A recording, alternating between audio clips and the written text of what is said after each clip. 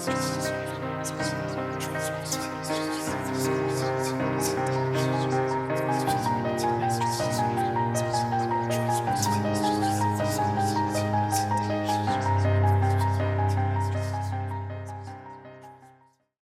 meu nome é Ana Paula Maia, eu sou escritora e roteirista também.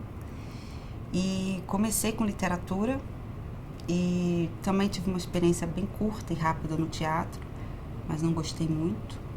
E daí acabou que o cinema entrou na minha vida. Acho que foi algo natural, porque eu gosto muito de cinema. E então agora eu me dedico sempre mais à literatura, mas o cinema também hoje é uma atividade que, quando surge uma proposta, algum projeto, eu geralmente me envolvo. Eu sou do Rio de Janeiro, nascida e criada lá. E lá em casa, a minha mãe é professora de português, literatura, mas ela não era uma leitora de literatura, né? Era uma coisa mais didática, ela ia dar aula, aquela coisa toda. Mas ela incentivava os livros, né? Então lá em casa tinha muitos livros. Isso foi que estimulou muito na infância a minha leitura. E era também muita história contada. A minha mãe me contava história, a minha avó também, ela morava com a gente, contava. Então eu tive esse universo da ficção muito próximo. Eu gostava muito de cinema, de filmes, né? E aí na adolescência eu não li nada, porque na adolescência eu tive uma banda de punk rock, então não dava para ler, né? Os hormônios não deixavam. Eu tocava bateria, aí eu, dos 14 aos 18, eu tive essa banda, e depois parei, terminei, encerrei, passou, os hormônios acho que entraram em equilíbrio, e aí eu comecei a ler muito. A partir dos 18 é que eu me tornei realmente leitora. Foi quando também eu entrei para a faculdade, e eu fiz uma faculdade de ciências exatas primeiro, fiz ciência da computação, depois eu fiz comunicação social, mas eu me formei nessa primeira. Mas foi o momento que eu comecei a ler. Quer dizer, eu fazia muita conta, né? Era cálculo e leitura. Lia muita filosofia, o romance ele veio na minha vida depois. Eu comecei lendo mais textos de filosofia. E aí depois comecei a ler muito teatro. Nelson Rodrigues é uma referência muito grande para mim. Enfim, aí dali eu não parei mais de ler. E eu comecei a escrever 3 anos depois que eu me tornei assim, leitora. É que eu comecei a escrever 3 anos depois. Então eu não passei a minha adolescência escrevendo ou nada. Esse processo começou a partir dos 18 anos. A minha forma de trabalhar, geralmente eu tento estabelecer o início e o final do livro, né? Para não ficar muito solto, né? Você ficar, escrever quando tiver vontade. Eu não escrevo quando eu tenho vontade, porque é difícil lá, né? Às vezes eu passo o dia inteiro me obrigando a sentar para escrever. Porque é difícil mesmo, não é um processo. Às vezes é bom pensar na história, mas às vezes quando você senta realmente para escrever, é ruim, assim, meio cansativo, é pesado, né? Mas também é prazeroso. Né? Mas a folha em branco, ela assusta ainda. A tela em branco, né? Ela assusta. E tenho esse compromisso de, primeiramente, achar história, estabeleço o que eu vou escrever. Eu sei mais ou menos, quando eu entro no livro, eu deixo que a história se desenrole página a página, mas geralmente eu estabeleço um horário e um período para eu escrever, assim.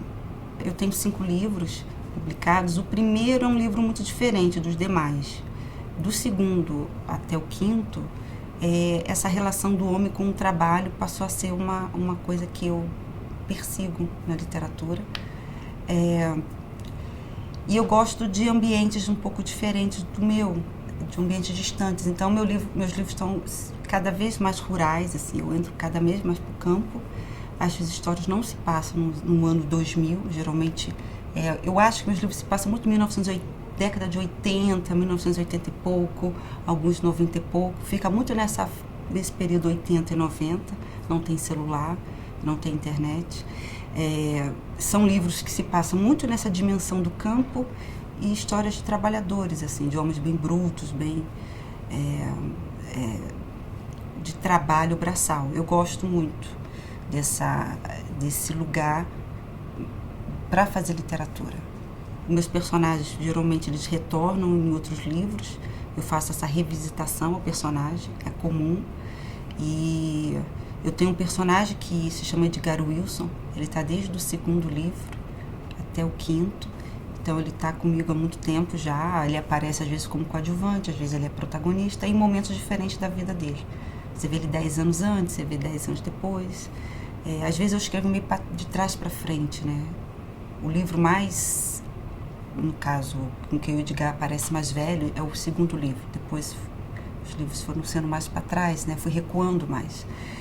E então eu tenho esse universo que eu construí desses personagens que são parecidos e que se cruzam nesses livros.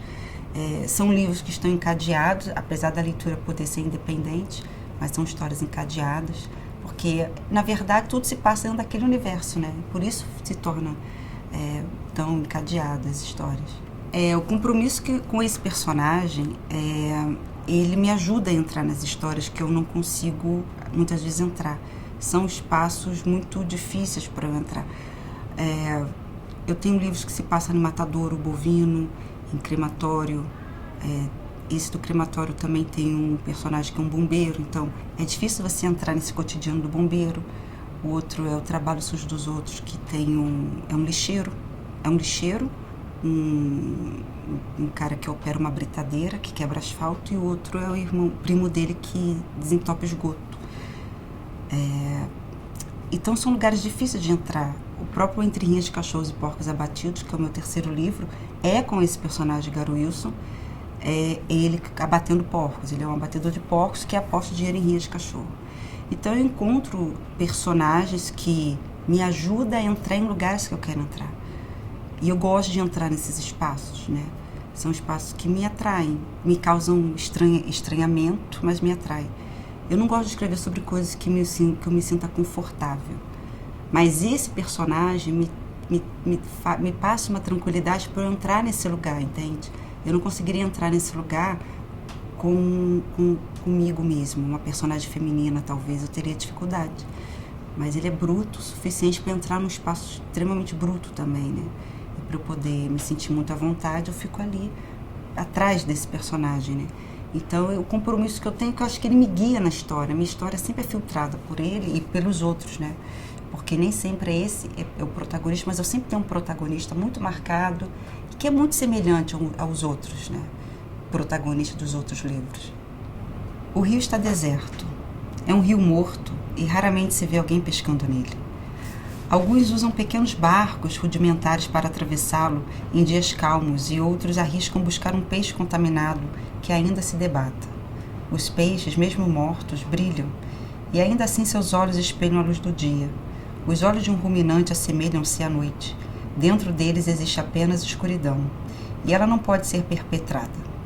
É constantemente insondável. Chama-se Rio das Moscas, e desde que os matadouros cresceram na região conhecida como Vale dos Ruminantes, suas águas limpas encheram-se de sangue. No fundo desse rio está depositado todo tipo de coisa, orgânica e inorgânica, humana e animal. O vento que chacoalha os galhos das árvores e que faz deitar a relva provoca rugas nas águas embaladas pelo silêncio oco entre as montanhas, dando uma dimensão de eternidade à paisagem do vale. O sol está encoberto por uma fina camada de nuvens. O mormaço causa um leve abafamento entrecortado pelo vento. Edgar Wilson olha ao redor e para o alto, para as muralhas que o cercam. É através de suas brechas que o vento percorre um caminho sinuoso até o vale. Ele respira profundamente, respira mais que o ar, respira o vento, que anda por todos os lugares, que tem em si o privilégio de pertencer a toda parte. Impossível distinguir o caminho do vento, persegui-lo ou alcançá-lo. Edgar verifica as horas no seu relógio de pulso. Ainda é muito cedo. Levanta-se do tronco onde está sentado e retorna à caminhonete. Parou ali por alguns minutos, para respirar e sentir o vento, que corria à sua margem. Novamente precisou levar uma guia de pagamento até a fábrica de hambúrguer, ainda bem cedo, antes do seu expediente de trabalho. Margeando o rio que reflete em suas águas turvas o início da manhã, Edgar Wilson prossegue num ritmo que lhe confere mansidão. Ao atravessar a porteira que dá acesso ao estacionamento do matadouro, constata que a placa de madeira com o nome do local está solta num dos lados. Pensa em retornar mais tarde para endireitá-la. Matadouro, Touro do Milo, é o que diz a placa, com a cara de um touro marrom desenhada. Porém, ali de tudo se abate: bois, vacas, ovelhas, porcos, coelhos, búfalos e touros. Qualquer coisa é aceita, desde que se pague.